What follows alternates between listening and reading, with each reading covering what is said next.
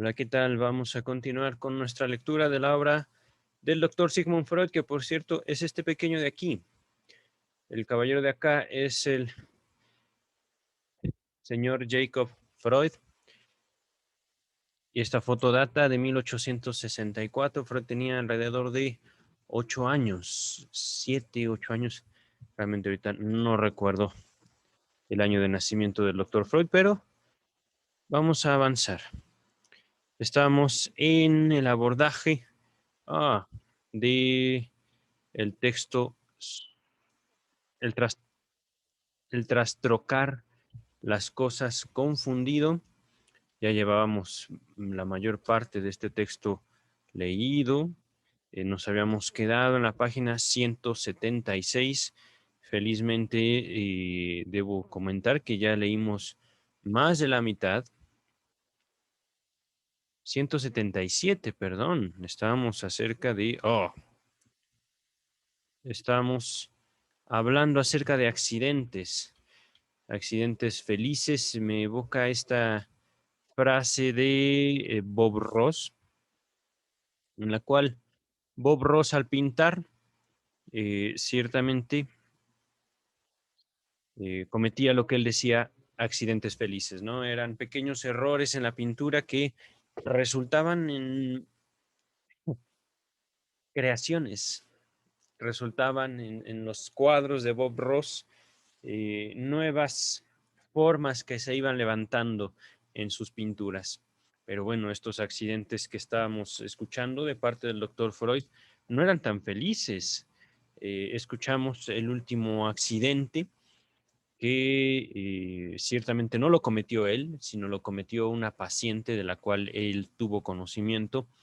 Y otro accidente de un paciente que a él le evocaba también esta situación de haber tomado una cosa que no era la que él buscaba. Pero bueno, ese pequeño error de Sigmund Freud le recordó otro error que tuvo antes y que no fue tan inocente, no se podía tomar tan a la ligera. Oh, no sé si esto ha alterado. De repente vino el viento, abrió mi cortina. Ahorita ya es tarde, estoy grabando este video por la tarde con la intención de subirlo y quedar libre el resto de la semana. Entonces, continúa el texto. De lesiones que yo mismo me infiriera en épocas tranquilas, poco puedo informar, pero pero no me sé incapaz de tales cosas en condiciones extraordinarias. Recordemos que en el ejemplo anterior, una mujer se lesionó después de recibir un reclamo bastante ofensivo por parte de su esposo. Esto no quisiera repetirlo, les sugeriría vean el video pasado, a los últimos 10 minutos a lo mucho. Continúa el texto. Cuando un miembro de mi familia se queja haberse mordido la lengua, cogido un dedo, etcétera, obtiene de mí, en vez de la preocupación que espera, la pregunta: ¿por qué lo hiciste? Pero yo mismo me cogí el pulgar de la manera más ridícula después que un joven paciente hubo confesado en la sesión su propósito, no para ser tomado en serio, desde luego, de casarse con mi hija mayor, en tanto que yo sabía que ella justamente estaba en el sanatorio con extremo peligro de muerte. Véase la página 167, nota número 13. Aquí debo comentarles, estamos en la página 177, esta situación donde, digamos, Freud comenta que una de sus parientes estaba enferma y que esta enfermedad a él ya lo había desesperado, se refería a su hija, y de esto nos daba cuenta en la nota número 13 James Strachey. Ahora, cuando dice Freud esta frase, yo mismo me cogí un dedo, me cogí el pulgar, se refiere a que se lo machucó. Es una frase que usamos en México para indicar que de alguna forma nos estamos aplastando o constriñendo el dedo con algún objeto o por accidente, ¿vale? Entonces, ciertamente este paciente le comenta que se va a casar con su hija y le provocó una molestia considerable al doctor Freud, de tal manera que él se machucó el dedo. Ahora continúa el texto. Uno de mis hijos varones, cuyo temperamento vivaz suele oponer dificultades al cuidado que se le debe dispensar cuando enferma.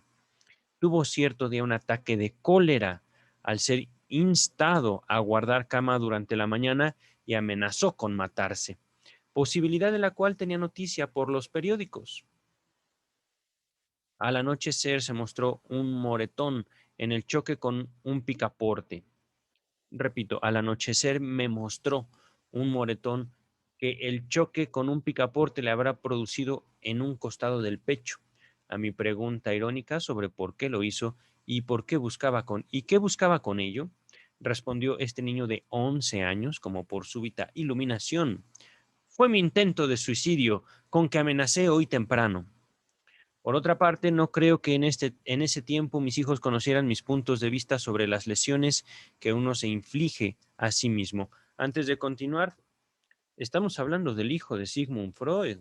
Estamos hablando del hijo de una de las mayores figuras de la disciplina, de la psicología y por supuesto del psicoanálisis, el creador del psicoanálisis. El psicoanálisis es la disciplina que le da forma a la psicología contemporánea. Y estamos hablando que su hijo de 11 años lo amenaza, me voy a matar. Y esta amenaza, como fue tomada por el psicoanálisis, por el padre del psicoanálisis, ciertamente como un acto, ciertamente como un acto infantil. Aquí yo no es por desacreditar el decir de un niño. Recordemos que ciertamente eh, ya se nos había hablado acerca de la postura infantil de los niños al respecto de la muerte. Y esto, digamos, por lo ilustra con su hijo. Este golpe debió haber sido un golpe considerable para dejar un moretón en el pecho. Aún así, el mismo joven es capaz de decir que ese golpe que recibió en el pecho por un picaporte, es decir, por una puerta, fue su intento de suicidio. En otras palabras, debemos tener muy en cuenta la relación que no solo los niños, sino todas las personas establecen con la muerte. En este caso, Freud está hablando de uno de sus hijos que no suele prestarse a ser cuidado. No sé si me explico, esto es algo importante que mencionar y que también desarrollar posteriormente. El niño no estaba siendo maltratado, estaba siendo cuidado, pero no era un niño, digámoslo así, eh, tranquilo, no era un niño cómodo, no era un niño afable, amable. Era más bien un niño que si tú le dices, por favor, no hagas esto, se encolera, se encapricha y amenaza con matarse. Ujú. Entonces, esto, por supuesto, desemboca en un accidente, un golpe que tiene el niño con una puerta, no que alguien le haya pegado, el niño se pegó. El choque con un picaporte le provocó un moretón. Y eso fue el intento de suicidio del hijo de Sigmund Freud cuando el pequeño tenía 11 años. Recordemos que eh, poco tiempo después, 1914, estamos hablando de que el hijo de Sigmund Freud, ya un hombre joven, se enrolaba en la Primera Guerra Mundial como soldado. Por supuesto, si mal no recuerdo, sobrevivieron todos sus hijos a la Primera Guerra Mundial. Ya la Segunda Guerra Mundial, por allá por el año de 1938, 1939, que obligó al doctor Freud a retirarse de Viena a Inglaterra, eh, no fue, digamos, esta guerra tan eh, tranquila, tan amable al respecto de la familia de Freud. En fin, vamos a continuar. Quien crea, antes de continuar, perdón, este párrafo nos dice el traductor, este párrafo y el siguiente datan del texto original de 1901. Quien crea en la ocurrencia de unas autolesiones semideliberadas, si se nos permite esta torpe expresión, estará preparado para suponer que junto al suicidio deliberado consciente existe también una autoaniquilación semideliberada con el propósito inconsciente que sabe explotar hábilmente un riesgo mortal y enmascararlo como azaroso infortunio. No es rara, ella no es rara en absoluto. En efecto, la tendencia a la autoaniquilación está presente con cierta intensidad en un número de seres humanos mayor que el de aquellos en que se abre paso. Voy a repetir esto con otras palabras. La tendencia a la autoaniquilación, la inclinación al suicidio, está presente con cierta intensidad en un número mayor de individuos de aquellos que realmente la llevan a cabo. Las lesiones infligidas a sí mismo son, por regla general, un compromiso entre esa pulsión y las fuerzas que todavía se le contraponen, y aún en los casos en que realmente se llega al suicidio. La inclinación a ello estuvo presente desde mucho tiempo antes, con menor intensidad, o bien como una tendencia inconsciente y sofocada. Tengo muchas ganas de leer la palabra inconsciente como inocente.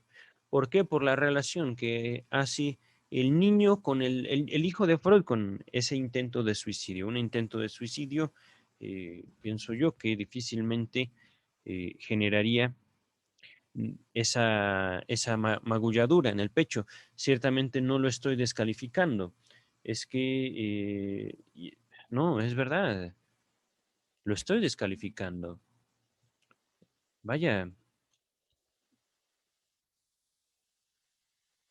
es impresionante cómo el acto de un individuo puede llevar a este tipo de juicios que yo estoy llevando a cabo en este momento. Para el hijo de Freud ese fue su intento de suicidio. Y, em, es ciertamente una situación, eh, digo, extraña para mí. Ese tipo de descalificación que en este momento estoy yo haciendo hacia el acto de un niño de 11 años en el año de 1901. Impresionante. En todo caso, estamos hablando de una relación de un sujeto infantil con la vida, el hijo del doctor Sigmund Freud. Yo hubiera dicho, para que quede más claro, eso no fue un intento de suicidio, pero lo cierto es que lo fue.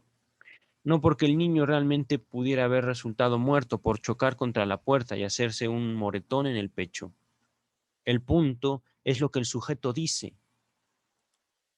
Lo que el sujeto dice es lo que constituye la relación de un acto con un sujeto, con su voluntad. Cuando yo pienso en un intento de suicidio, pensaría yo en una lesión severa autoinfligida, pero ciertamente no cualquier golpe deja un moretón en el pecho, o por lo menos es lo que yo pensaría en este momento. Voy a continuar, ciertamente un poco avergonzado ante este descubrimiento que yo estoy haciendo en mí, esa tendencia a minimizar los actos infantiles. Impresionante. Continúa el texto. También el propósito consciente de suicidio escoge su tiempo, sus medios y su oportunidad. Y está en total armonía con ello que el propósito inconsciente aguarde una ocasión que pueda tomar sobre sí una parte de la causación y, al reclamar las fuerzas defensivas de la persona, libere a aquel propósito de la presión de éstas.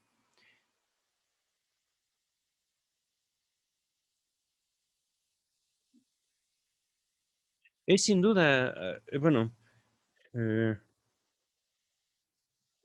yo creo que sería importante comentar, el día de hoy fue informado de la muerte de, no puedo decir que fue un ser querido, pero sí una persona conocida, una persona con la que trabajé en algún momento. Falleció el día de hoy.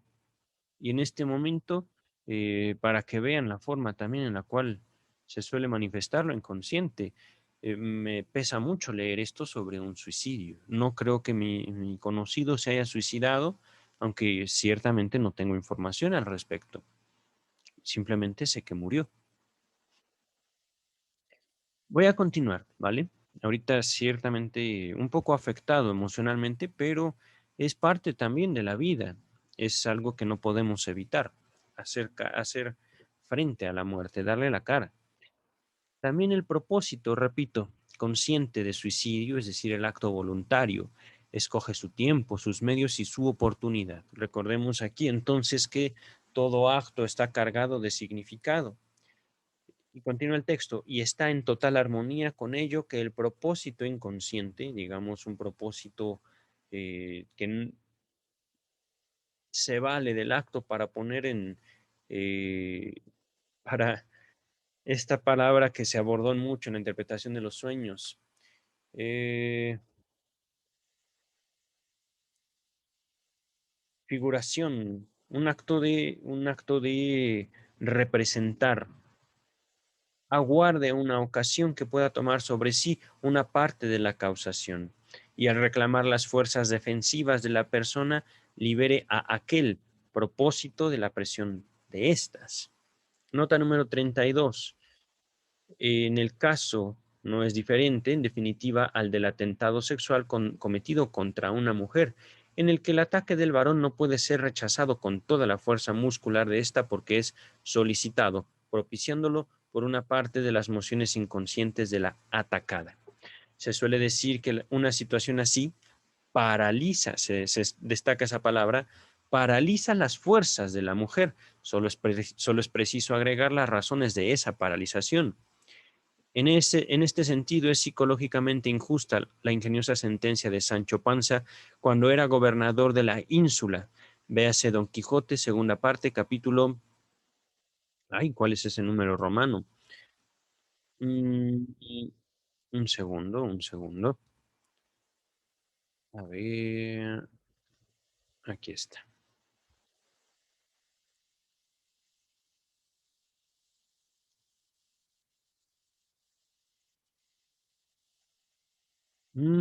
Qué curioso.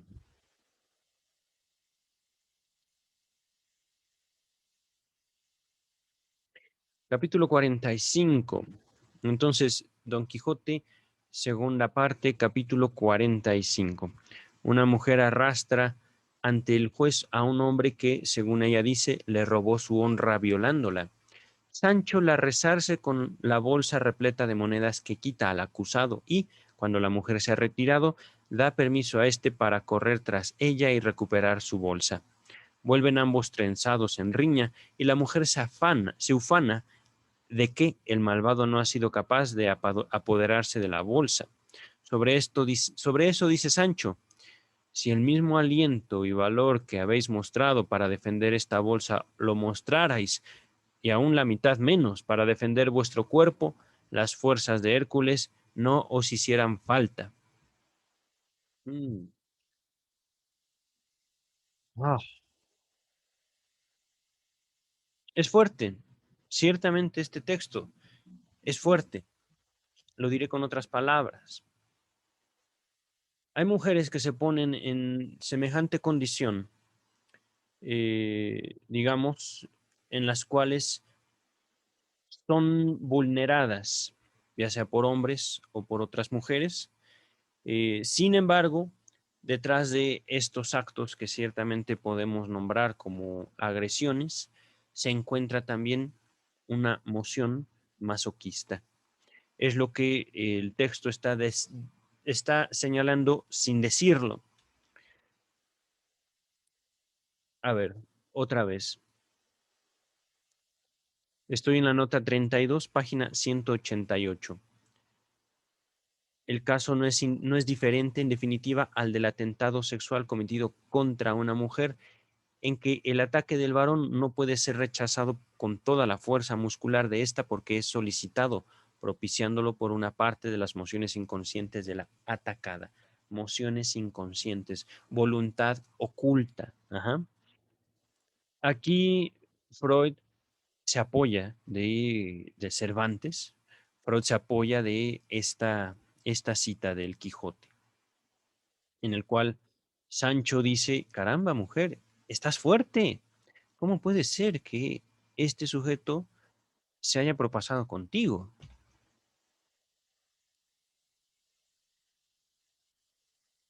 Continúa el texto. En modo alguno son ociosas estas consideraciones que presento.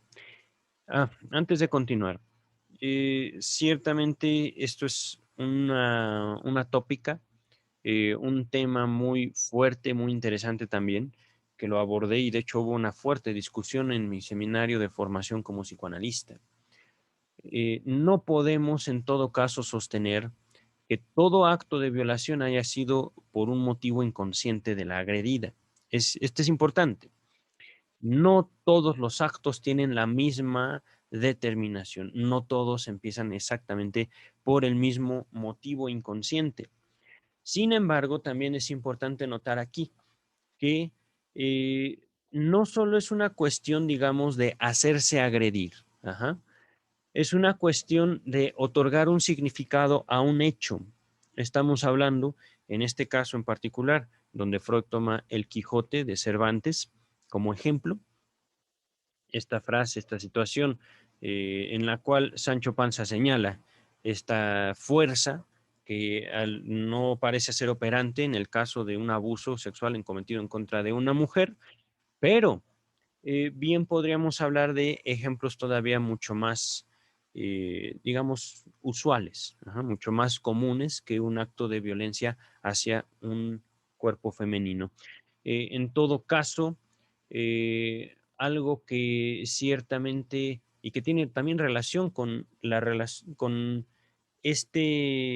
un acto suicida, podríamos decirlo, son los hombres que buscan pelea, son los hombres que justamente para demostrar su valor, para demostrar su hombría, incurren en acciones violentas hacia otros hombres. Ese fue el caso justo de un vecino.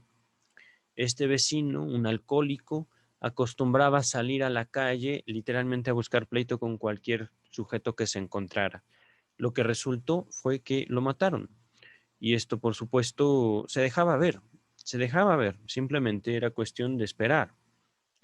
Eh, Esto, por supuesto, no fue tomado como un suicidio, fue una agresión, muy posiblemente en defensa de la vida propia que mi vecino llegó a atentar seguramente. Esto lo vi al menos en un par de ocasiones en la interacción de este vecino con otras personas en las cuales yo notaba pues una agresión directa, sin ningún tipo de digamos, control. Ese es el punto. Ciertamente, nosotros podemos ver actos que se entienden de cierta manera, ¿no? Se aproxima uno a esos actos como actos irreflexivos, pero detrás de ellos podrían haber, detrás justamente de algunas lesiones, detrás de algunos accidentes, detrás de algunas eh, muertes, ciertamente, puede haber un interés oculto. Puede ser que justamente ese individuo que fue muerto buscaba la muerte. Esto se los presento, digamos, de mi vida cotidiana al respecto de mis pacientes, por supuesto que han tenido lesiones, autolesiones accidentales, bajo las cuales hay alguna intención oculta.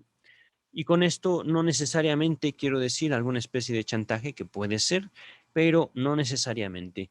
A veces se hace daño, algunas personas se hacen daño para no dañar a una persona cercana a ellas. Tendría el ejemplo de una suicida que abordando la relación materna era una relación sumamente violenta con su madre, que la madre se mostraba muy amable, ciertamente, una persona que podríamos decir es muy tranquila, pero la relación que tenía esa madre con su hija, una hija muy joven, era sumamente terrible.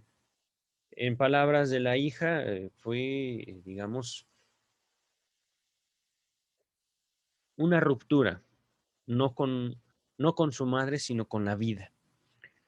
Y por supuesto, en el afán, digamos, de no agredir a su madre, se agredía ella misma. Voy a continuar. En modo alguno son ociosas estas consideraciones que presento. He tenido noticia de más de un caso de que una desgracia fatal producida andando a caballo o en carruaje, en apariencia debida al azar, justifica por las circunstancias de que estuvo rodeada, la sospecha de que fue un suicidio tolerado inconscientemente. Otro ejemplo, y este ejemplo es un ejemplo histórico de México, al menos de la comunidad de la Facultad de Psicología de la Universidad Nacional Autónoma de México, escuela donde yo estudié de 2002 a 2006, terminé, 2007 terminé todo, toda mi carrera. No diré el nombre de una compañera que tuvo un desafortunado accidente donde desafortunadamente perdió la vida. Sin embargo, el accidente también dejaba entrever alguna, digamos, algo que no sabíamos del todo como comunidad universitaria. Resulta que mi compañera, eh, no sé si era su costumbre, pero así ocurrió el accidente, se sentó en el barandal de un cuarto piso, resbaló, cayó y murió. Esto, por supuesto, provocó una gran conmoción en la comunidad universitaria de mi facultad en Ciudad Universitaria. Yo simplemente me enteré del hecho, yo no estaba ahí, a pesar de que era una compañera mía, de la misma generación, entramos el mismo día a la Facultad de Psicología. Saber de su muerte, por supuesto que me afectó profundamente. Fui al menos a una de las misas hechas a su honor. Pero justo alguno de los comentarios de profesores, y esto no de estudiantes, mostraban o tenían la intención de hacer ver la naturaleza peligrosa del acto de sentarse en el barandal de un cuarto piso. Si mal no recuerdo, había un compañero con ella. El compañero, por supuesto, solo pudo ver de lejos cómo ella resbalaba. Y esto, por supuesto, digo, solo podemos atribuir, suponer intenciones, pero lo cierto es que los actos se realizan. Lo cierto es que los accidentes pasan muchas veces con complicidad, cierta complicidad de la voluntad. Ujú. Continúa el texto. Por ejemplo, durante un curso hípico, perdón, durante un concurso hípico entre oficiales, uno de ellos cae del caballo, hípico es de caballos, ¿vale? Y sus lesiones resultan tan graves que fallece unos días después. Su comportamiento al volver en sí es en muchos aspectos llamativo, y todavía más singular fue su conducta anterior. Había caído en profunda desazón por la muerte de su querida madre. Le sobrevenían crisis de llanto, estando en compañía de sus camaradas, y a sus amigos íntimos les manifestó sentir hastío por la vida. Quiso abandonar el servicio para participar en la guerra en África, que sin embargo no lo atraía. Aquí viene la nota número 33, nos dice, es evidente que la situación en el campo de batalla es solicitante para un propósito de suicidio consciente que, empero, rehúye el camino directo. Véanse Wallenstein's Tod de Schiller, es decir, del autor Schiller, acto 4, escena 11. Las palabras del capitán sueco acerca de la muerte de Max Piccolomini, entre comillas, se dice que quería morir. Es decir, en otras palabras, otra forma de un suicidio indirecto es entrar en la milicia, hacerse soldado para entrar en una guerra. Ujú. Continúa el texto.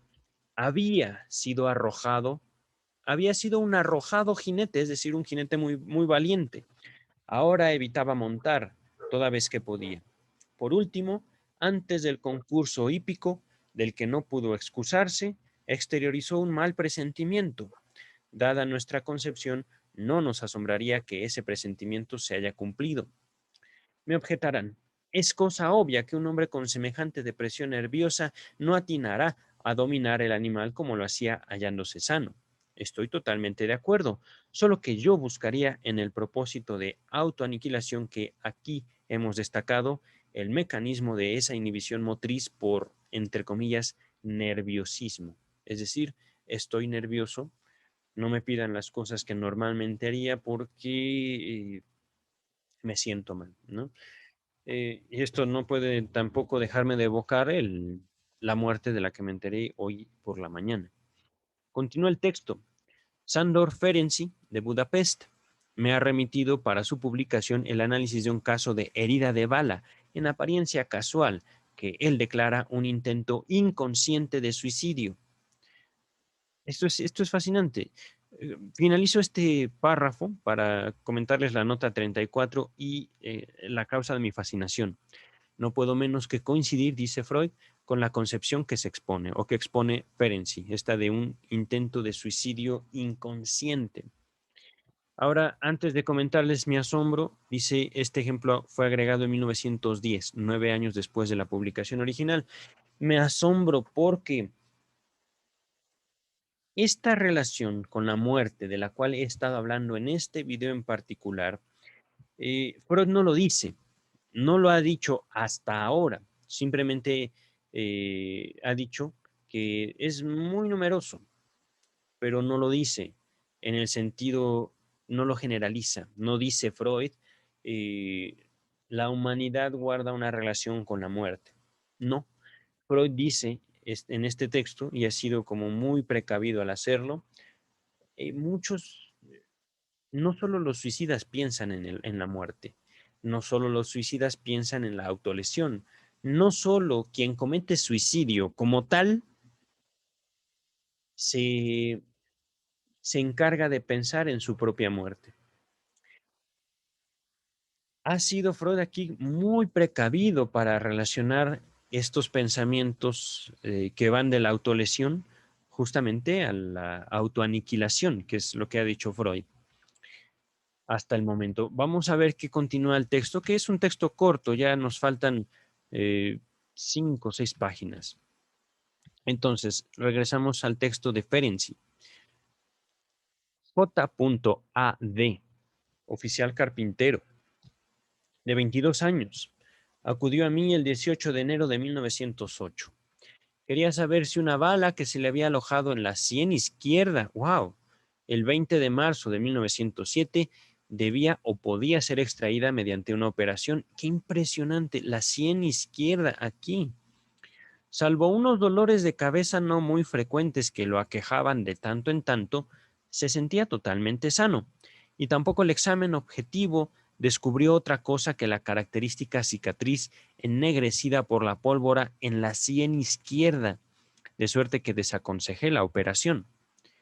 Inquirido por las circunstancias del accidente, manifiesta haberse herido por casualidad. Jugaba con el revólver de su hermano. Oh, por Dios santo, no, no, no. Bueno, creía que no estaba cargado y eso se destaca. Se lo aplicó con la mano izquierda en la sien, de ese lado, no es zurdo. Puso el dedo en el gatillo y se disparó una bala. ¡Oh, caramba! Se destaca lo que sigue. Había 3 cartuchos en el tambor de 6 balas. Es decir, no solo pensaba que estaba descargada, sino que también aquí jugó mucho con la muerte este joven de 22 años. Dice el texto, le pregunto cómo le vino la idea de tomar el revólver. Replica que fue para la época de su convocatoria al servicio militar. La noche anterior llevó consigo el arma a la posada porque temía riñas. Repito, porque temía, es decir, tenía temor, tenía el miedo de riñas, de dificultades, de diferencias, peleas. En el examen médico fue declarado inepto a causa de unas varices, por lo cual se avergonzó mucho. Regresó a casa, jugó con el revólver, pero no tenía el propósito de hacerse daño. Entonces sobrevino el accidente. A otra pregunta. Oh, no es que. Oh. A otra pregunta sobre si en lo demás estaba satisfecho con su suerte, respondió con un suspiro y refirió su historia de amor con una muchacha. También ella lo amaba, pero lo abandonó. Por pura codicia había emigrado a América. Recordemos, Sándor Ferenczi estaba en Budapest, si mal no recuerdo. Continúa el texto. Él quiso seguirla, pero sus padres se lo impidieron. Su amada viajó el 20 de enero de 1907, o sea, 2 meses antes del accidente. A pesar de todos estos detalles sospechosos, el paciente insiste en que el disparo fue un accidente, entre comillas. pero yo tengo la firme convicción de que la negligencia en cerciorarse de que el arma estuviera descargada antes de jugar con ella, claro. Bueno, yo diría, ¿por qué tienes la necesidad de jugar con una pistola? Pero bueno, como también la herida que luego se infligió estuvieron bajo comando psicológico. Él seguía por entero sujeto a la impresión deprimente de su infortunado amor, y era obvio que quería olvidar, entre comillas, haciendo el servicio militar. Cuando también le quitaron esta esperanza, dio en jugar con el arma, es decir, ¿por qué no? Vale decir, se entregó a un intento inconsciente de suicidio. Este sujeto no se da cuenta que jugar con una pistola es peligroso. Caramba. Cuando también, no, a ver. Es que aquí es algo asombroso, ciertamente. Intento inconsciente. Hace algo sin tener la intención de hacerlo. Es justamente el ejemplo del trastrocar.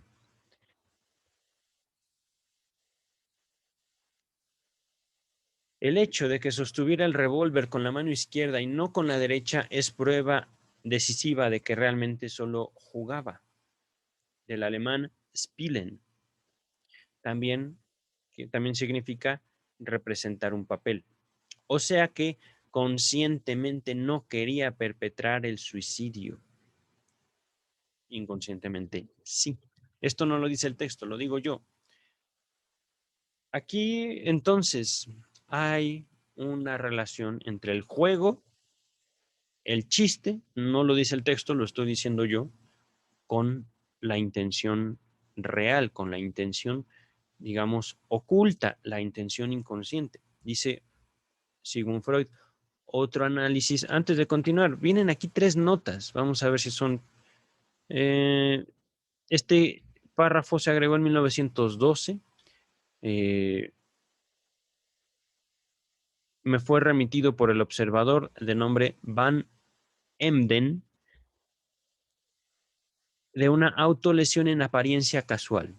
Trae a la memoria el proverbio: quien cava la tumba de otro, él mismo se entierra.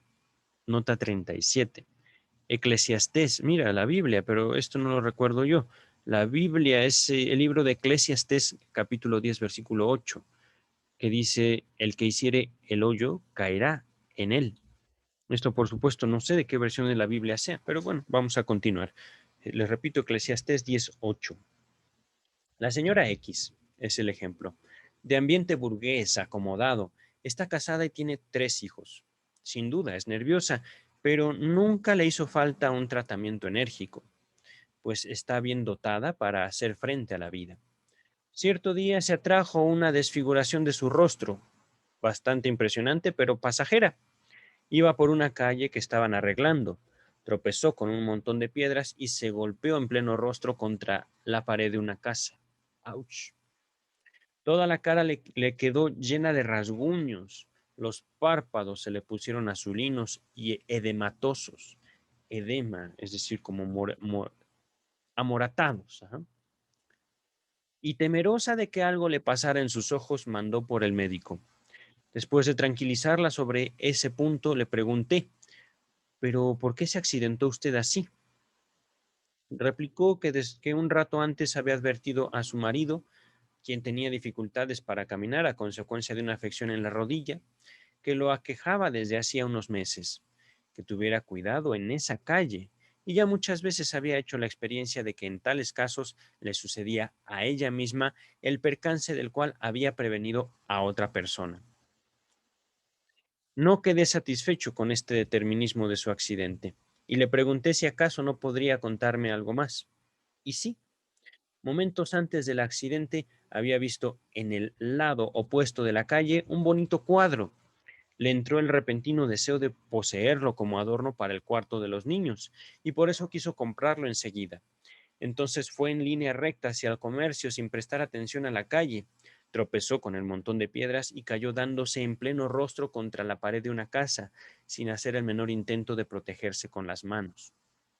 Al punto olvidó su designio de comprar el cuadro y de toda prisa regresó a casa. entre comillas, pero ¿por qué no miró usted mejor? Le pregunté. Y bien, replicó ella, quizá fuera un castigo, puntos suspensivos, a causa de la historia que ya le he referido a usted en confianza. Contesta él, ¿es que todavía esa historia sigue martirizándola hasta ese punto? Ella responde, sí, puntos suspensivos. Después lo he lamentado mucho. Me he hallado mala, criminal e inmoral. Pero en aquel tiempo estaba casi loca por mi nerviosismo. Continúa él. Se trataba de un aborto que ella, de acuerdo con su marido, ya que debido a su situación pecuniaria ninguno de los dos quería tener más hijos, se hizo practicar por una curandera y que debió llevar a su término un médico especialista. A menudo me hago el reproche, dice ella, pero si has hecho matar a tu hijo. Y me angustiaba pensar que una cosa así no podía quedar sin castigo. Ahora que usted me ha asegurado que no me ocurre nada malo en los ojos, quedo totalmente tranquila. De todos modos, ya he sido, entre comillas, suficientemente castigada. Es decir, ay, es decir, nada, voy a continuar. Entonces, este accidente fue una autopunición. Con otras palabras, un autocastigo destinado, por una parte, a expiar su fechoría, el aborto, pero por la otra, a evitar un castigo desconocido, quizá mucho mayor, ante el cual durante meses había tenido continua angustia. En el instante en que ella se abalanzó sobre aquel comercio para comprar el cuadro, la avasalló el recuerdo de esa historia junto con todas sus aprensiones, historia que quizá ya se había movido con fuerza bastante en su inconsciente mientras ella hacía aquella advertencia a su marido. Bien pudo haber, bien pudo haber hallado expresión en un texto como este, lo que sigue está entre comillas. Pero ¿para qué necesitas un adorno en el cuarto de los niños? Tú, que has hecho matar a tu hijo, eres una asesina. Ahora te toca un gran castigo. Ese pensamiento, repito, este pensamiento no le devino consciente, pero en cambio ella aprovechó la situación que en ese momento que yo llamaría psicológico para utilizar en su autopunición como inadvertidamente aquel montón de piedras que le pareció idóneo. Por eso ni siquiera extendió las manos al caer, por eso tampoco le asaltó un susto violento. Es decir, ya lo esperaba ella. Y es aquí curioso cómo uno puede notar lo inconsciente, uno puede notar esas ciertas ganas de que ocurra algo no tan agradable que termina ocurriendo y no, no imponiendo sorpresa. Continúa el texto. El segundo determinismo, aunque probablemente menos importante de su accidente, es sin duda la autopunición por el deseo inconsciente de eliminación de su marido, en verdad cómplice en aquel asunto, en el aborto. Este deseo se había delatado en la advertencia que le hizo, por entero ociosa, de que tuviera cuidado con el montón de piedras en la calle. En efecto, él, justamente por tener dificultades en la marcha, andaba con mucha precaución. Nota 38. Esta nota se agregó en 1920 y entonces es de Freud. Sobre el tema de la autopunición por medio de operaciones fallidas, un corresponsal me escribe, si uno observa, si uno observa el comportamiento de la gente por la calle, puede comprobar cuán a menudo le sucede un pequeño accidente a los hombres que, como es tan usual, se dan vuelta para mirar a las mujeres que pasan. Uno se tuerce un pie en suelo llano, es decir, sin ninguna bola, sin ningún problema para plantar el pie, se tuerce uno el pie. Otro se da de bruces contra un farol de alumbrado y aún se hiere de alguna otra manera. Pues sí. Es decir, volteo a ver una mujer y un proceso inconsciente de culpa se manifiesta en accidentes. Culpa. Y es culpa por ver, ¿vale? Ya les había comentado el video pasado cómo se quiso hacer del psicoanálisis una religión en Estados Unidos, la llamada psicología del yo. Muchos de estos, incluso colegas que al día de hoy circulan haciéndose pasar por psicoanalistas o con cierto apego, que lo llaman así, ecléctico, psicoanálisis ecléctico, señalan la religión justamente como la causa de la culpa y no. La culpa se sostiene justo por el autocastigo. La culpa sirve, entre otras cosas, para reforzar la identidad propia en el autocastigo. Pero bueno, esto es un comentario que hago justo porque tiene relación con mi libro y justo también con esta relación con el autocastigo que yo voy a extenderme en un abordaje al respecto de la ley, al respecto de la formación de las categorías del crimen y a la relación, por supuesto, en la relación, en la formación del lazo social. La segunda parte de psicoanálisis del Estado se llama la dialéctica, es decir, el intercambio de acuerdos, el intercambio de, eh, digamos, un mensaje, una comunicación, un lenguaje, la dialéctica del castigo, el lenguaje del castigo, que por supuesto tiene todo que ver con las autopuniciones. Puede ser que ustedes no sean culpables, ya sea de ver hombres, de ver mujeres, de ver pornografía, de ver lo que quieran. Puede ser que ustedes no lo noten, pero ciertamente habría que rastrear de dónde uno, digámoslo así, comete tanto accidente. Y esto en diversa gravedad. Continuamos. A ver, antes de continuar, aquí vienen dos notas a pie de página. Esta dice la primera, la 39, que se agregó esto en 1917, esto que les voy a comentar, y de que el autor que vamos a citar lo publicó esto en 1916. Entonces, lo que sigue se escribió en 1917. Si se sobrepasan las circunstancias, sobrepasan, miren, si se sopesan, dice el texto, sopesan quiere decir como evaluar.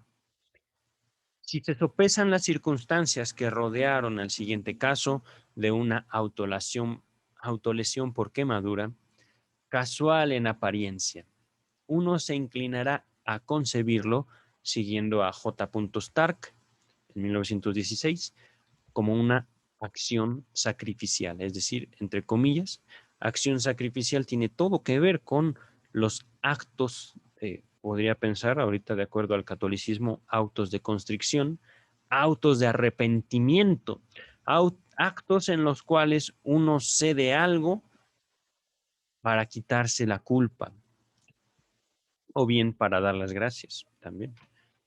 Hay muchas formas de sacrificios, pero aquí acción sacrificial vamos a ver a qué se refiere el doctor Freud. Una dama cuyo yerno tuvo que viajar a Alemania para cumplir allí con su servicio militar, se escaldó un pie en las siguientes circunstancias. Escaldó, tengo yo la duda qué es eso, pero por el momento la voy a dejar así. Yo creo que ustedes tendrán mayor eh, cultura que yo. En caso de que tengan la necesidad de saberlo, yo me quedo simplemente con una acción dolorosa, con un accidente que le afectó el pie. Voy a continuar. Su hija esperaba familia a breve plazo y como es natural, con el pensamiento puesto en los peligros de la guerra, recordemos la Primera Guerra Mundial, si mal no recuerdo, está en 1914. Oh, no me acuerdo bien, pero bueno, continuamos. La familia no estaba de talante muy alegre. El día anterior a la partida del yerno, la dama había invitado a comer a su yerno y a su hija. Ella misma preparó la comida, luego de haber trocado, cosa singular, sus altos borceguís de taco bajo. No sé qué es un borceguí. Borce con C, guíes, borceguíes. Mm, debe ser un zapato de tacón alto.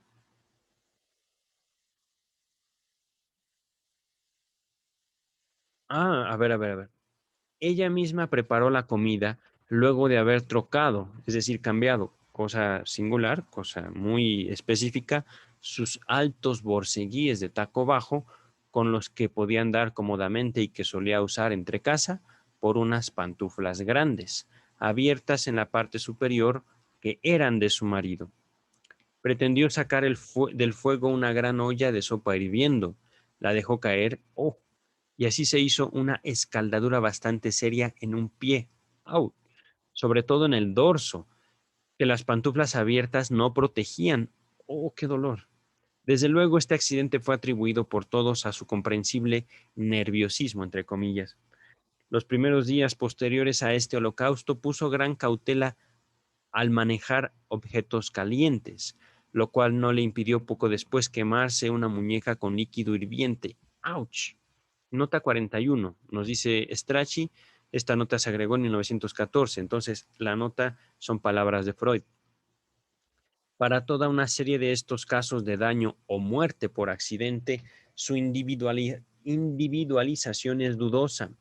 Una persona ajena no hallará motivo alguno para ver en el accidente otra cosa que una casualidad, mientras que una persona próxima al accidentado, familiarizada con detalles íntimos, tendrá razones para conjeturar el propósito inconsciente tras el azar. Sobre la índole de esta familiaridad y las circunstancias colaterales a ella pertinentes, nos proporciona un buen ejemplo el siguiente informe de un joven cuya novia fue atropellada en la calle. ¡Auch! Permítame un segundito. Esta nota, este ejemplo es bastante largo. Ok, venga. En septiembre del año pasado conocí a la señorita Z, de 34 años de edad. Vivía en una situación material holgada.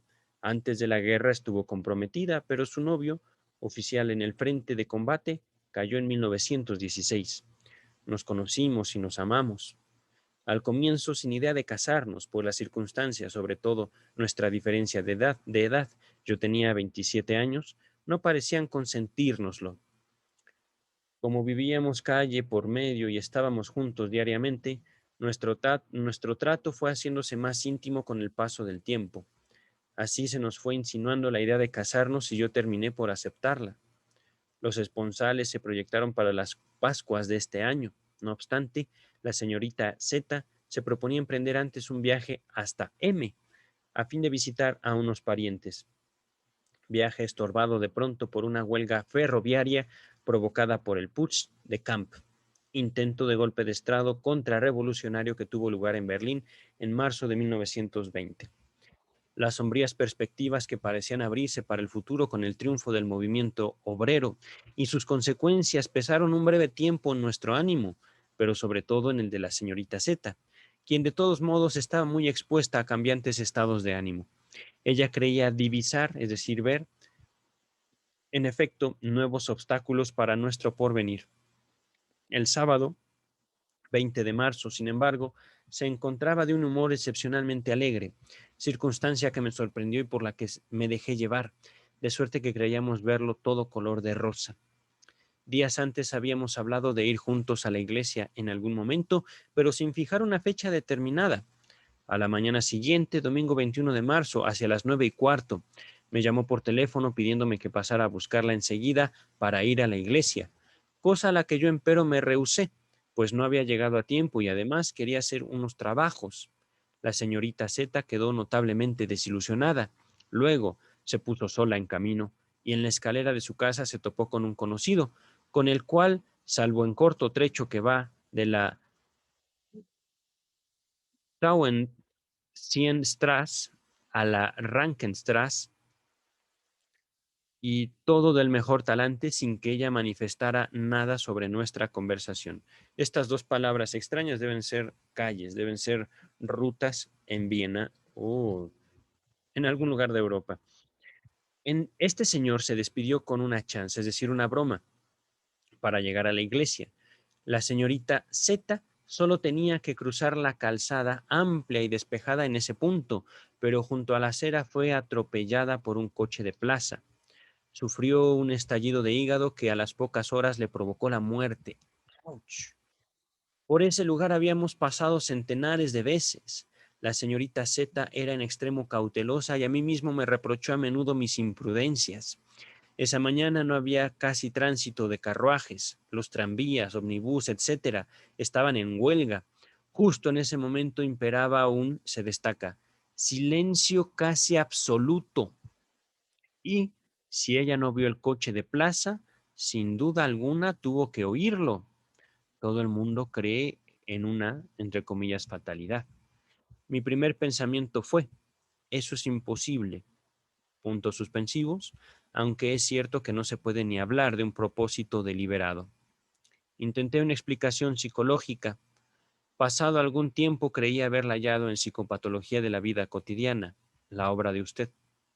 Sobre todo porque la señorita Z expresó en ciertas ocasiones la señorita Z expresó en ocasiones cierta inclinación al suicidio y también a mí procuraba moverme a ello. ¡Wow! Bastantes veces yo la había disuadido de esa idea. Por ejemplo, apenas 2 días antes, tras regresar de un paseo y sin motivo exterior alguno, empezó a hablar de su muerte y sus disposiciones testamentarias. A estas últimas, por otra parte, no las adoptó, signo de que esas manifestaciones no se pueden reconducir a ningún propósito. Si me es permitido formular mi incompetente juicio sobre todo esto, diría que en ese accidente yo no veo una casualidad ni el efecto de una obnibulación de conciencia, una conciencia nublada, sino una autoaniquilación deliberada que se ejecutó con un propósito inconsciente y se enmascaró como accidente casual. Me corroboran esta concepción ciertas manifestaciones hechas por la señorita Z a sus parientes, tanto antes como después de conocerme, y a las que a mí mismo me hizo hasta los últimos días. Todo ello aprehensible, es decir, observable, como un efecto de la pérdida de su anterior novio, que a sus ojos nada era capaz de sustituir. ¡Qué fuerte! Impresionante. Retomamos el texto principal. Estamos en este momento en la página 184. Si de esta suerte, a ver, nota 42, este párrafo data de la obra original de 1901. Si de esta suerte, tras una aparente torpeza casual y una insuficiencia motriz, puede esconderse una furia contra la propia integridad y la propia vida, no hará falta un gran paso para transferir esta misma concepción a hierros, es decir, a errores que pongan en serio peligro la vida y la salud de otros. Wow, wow, wow, wow, wow. Es que es fuerte todo esto, pero es ciencia, ciertamente.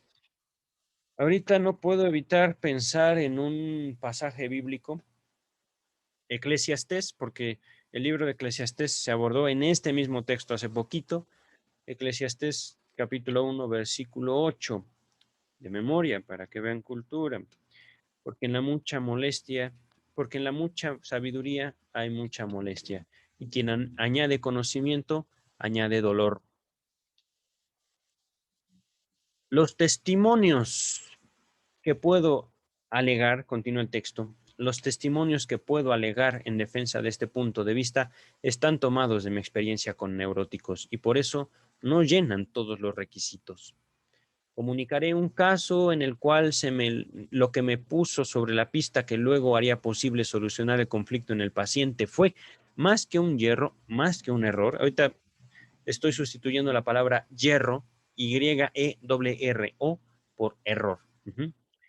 Lo llamaríamos una acción sintomática o casual. Acepté hacer algo por la vida conyugal de un hombre muy inteligente, cuyas desavenencias o dificultades, problemas con su joven esposa, que lo amaba tiernamente, podían invocar unos fundamentos reales, si bien estos no las explicaban del todo, como él mismo admitía. Lo ocupaba sin cesar la idea de separarse, que tornaba a desestimar una y otra vez porque amaba con ternura a sus 2 hijos pequeños. No obstante, siempre volvía sobre ese designio, y a todo esto no buscaba medio alguno de dar un sesgo más soportable a la situación. Este no acabar, se juntan aquí las dos palabras, no acabar. Repito, este no acabar con un conflicto vale para mí como prueba de que unos motivos inconscientes y reprimidos estuvieron ahí aprontados para reforzar los motivos conscientes en pugna. Y en tales casos me propongo poner término al conflicto mediante el análisis psíquico. El hombre me narró cierto día un pequeño episodio que lo había aterrorizado en extremo. Andaba, entre comillas, correteando del alemán Hetzen, con Z, Hetzen, Hetzen. Andaba correteando con su hijo mayor, claramente su preferido. Lo echaba por lo alto y lo dejaba caer. En una oportunidad lo hizo desde un sitio tal y tan alto que el niño casi se dio de cabeza contra la pesada lámpara de gas ahí colgada. Casi, pero no de verdad. Poco le faltó. Al niño no le pasó nada, pero se mareó con el susto. El padre, espantado, quedó de pie con el niño en los brazos. La madre tuvo un ataque histérico.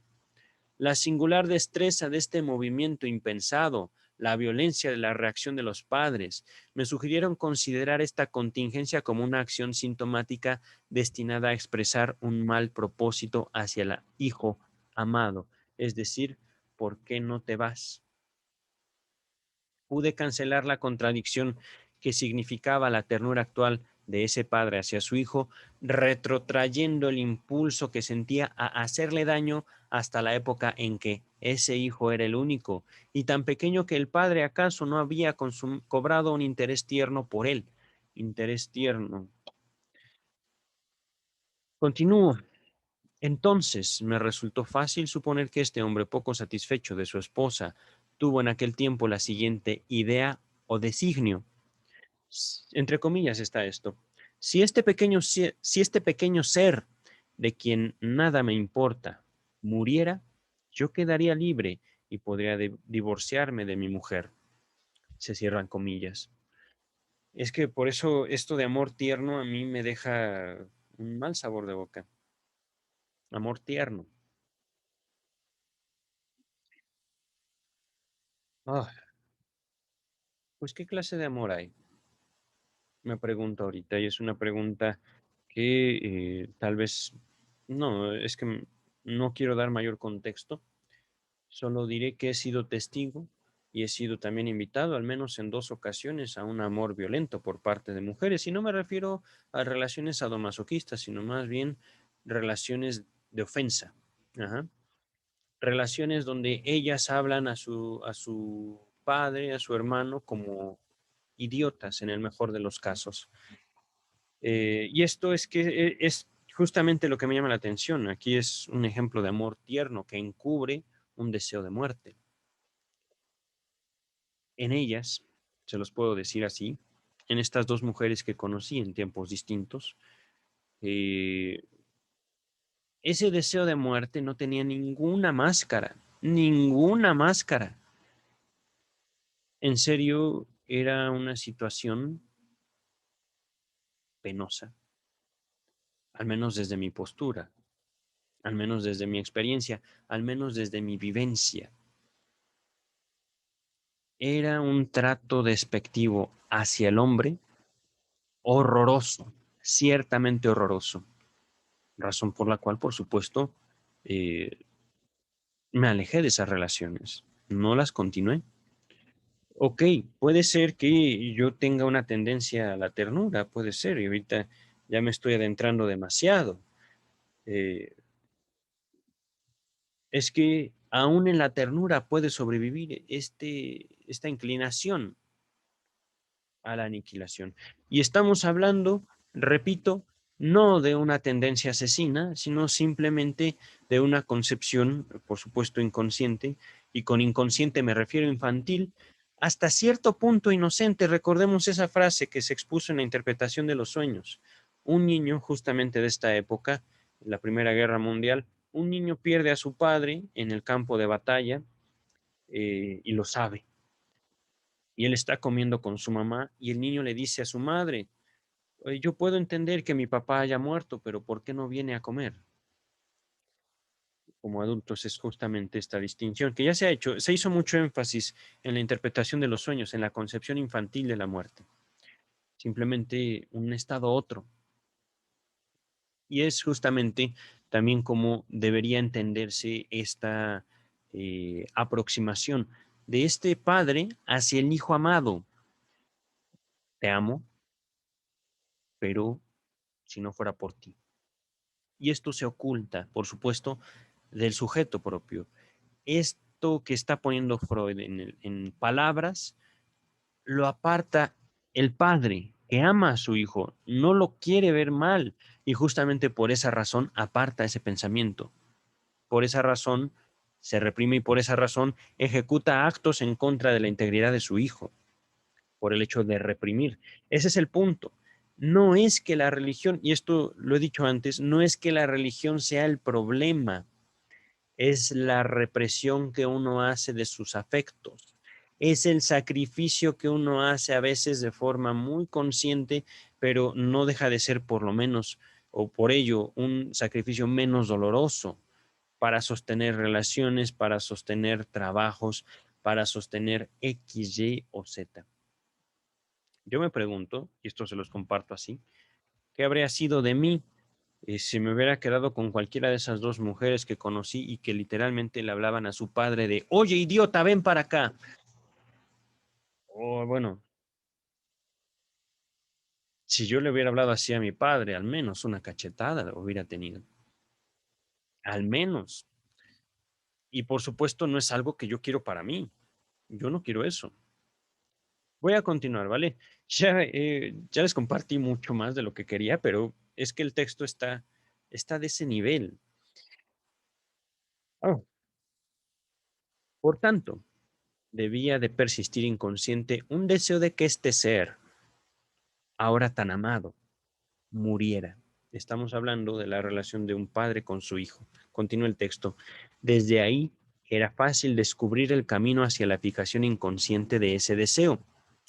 Un poderoso determinismo surgió realmente del recuerdo infantil del paciente sobre la muerte de un hermanito varón, que la madre achacaba a desidia del padre y había provocado unas violentas querellas entre los progenitores con amenaza de divorcio. El derrotero ulterior del matrimonio de mi paciente confirmó mi suposición también por el éxito terapéutico. Antes de continuar, había dicho yo, no es la religión, como afirman muchos colegas, como se afirma en muchas escuelas de psicología, no es la religión el problema, tampoco es la culpa, es la represión. Si uno siente culpa, hay que hacer algo con eso, hablarlo y hacer algo con eso, ¿vale? Pero no es tan sencillo siquiera ver eso que queremos ocultarnos desesperadamente de nosotros mismos. Hablando aquí de un éxito terapéutico, Freud está convocando el hecho de poner en palabras eso que actuó la persona. Eso que hizo sin darse cuenta tenía un significado para él y por supuesto tenía un significado no solo en la relación con la madre de este hijo tan amado y también tan odiado inconscientemente. Ujú. Tenía una relación con la historia de ese padre, una historia infantil, ciertamente. Y es aquí también donde puedo enfatizar, también gracias a mi propio libro, acerca de la sexualidad infantil. Cuando muchos, tanto colegas como abogados que trabajan conmigo leyeron el texto, nada más el puro título, me dijeron, es de niños siendo violados. Para nada, para nada. En este momento del texto de Sigmund Freud, Psicopatología de la vida cotidiana, está hablando de cómo el niño ve a los padres pelear y eso ya constituye parte de su experiencia sexual infantil. ¿Por qué? Ciertamente porque eso no le era agradable. Eso lo cargó a él, digámoslo así, con una cierta experiencia sensible. Es la frase que yo, digamos, ocupo en mi libro. Es decir, lo dejó marcado. Poniéndolo con otras palabras, le generó un trauma. Ajá. Pero un trauma no como pobrecito de mí, sino como voy a hacer algo con eso justamente. Con eso de lo cual yo no quiero saber nada, primero lo voy a apartar de mí, pero también me estoy dando cuenta, gracias a esta interpretación que me hacen de un acto de aventar a mi hijo tan alto que ya se estaba partiendo la cabeza, en la cual, por supuesto, me permite a mí ligarme con mi propia historia y me permite revivir esos momentos de mi infancia, donde vi a mi hermano morir y donde vi a mis padres pelear hasta que yo mismo terminó mi matrimonio. Lo estoy ahorita poniendo en otras palabras, el ejemplo que nos acaba de dar el doctor Freud. Estamos en la página 185. Creo que estamos a una página de terminar, a una página y media. Ok, vamos a continuar. Stark, antes de continuar, aquí hay dos notas a pie de página. Stark, en 1916, este ejemplo se agregó en 1917. Stark ha aportado un ejemplo de que los poetas no tienen reparos en reemplazar una acción deliberada por un trastocar las cosas confundido y en convertir a este último en la fuente de las más serias consecuencias. Lo que sigue está entre comillas. Ya viene el ejemplo de Stark entonces. Antes de continuar, a ver, en una de las piezas breves de Heigermans en 1914, aparece un ejemplo de trastocar las cosas confundido o, dicho más exactamente, un hierro, un error, utilizado por el autor como motivo dramático. Es el boceto titulado Tom y Teddy. Se trata de una pareja de buceadores que actúa en un teatro de variedades, donde, en una pileta de hierro con paredes de vidrio, permanece largo tiempo bajo el agua y hace toda clase de pruebas. La mujer simpatiza desde poco tiempo atrás con otro hombre, un domador, y justo antes de empezar la función, el marido buceador los ha pillado juntos en los camarines. Eh, Pagliacci. Continúo. Callada escena, mirada amenazadora, y el buceador dice, más tarde. Esto está entre admiraciones, en signos de admiración. La función empieza. El buceador hará la prueba más difícil. Permanecerá, entre comillas, 2 minutos y medio bajo el agua, dentro de un baúl herméticamente cerrado. Se cierran comillas. Ya la habían repetido muchas veces. El baúl era cerrado y, entre comillas, Teddy enseña la llave al público que controlaría el tiempo con sus relojes. Además, un par de veces dejaba caer adrede la llave dentro de la pileta y luego buceaba en pos de ella a toda prisa para no llegar demasiado tarde en el momento en el que era preciso abrir el baúl. Entre comillas, esa velada del 31 de enero, Tom fue encerrado, como de costumbre, por los dedos pequeños de su alegre y fresca mujercita. Sonreía tras la mirilla, en tanto ella jugaba con la llave y esperaba el signo de advertencia que él le haría.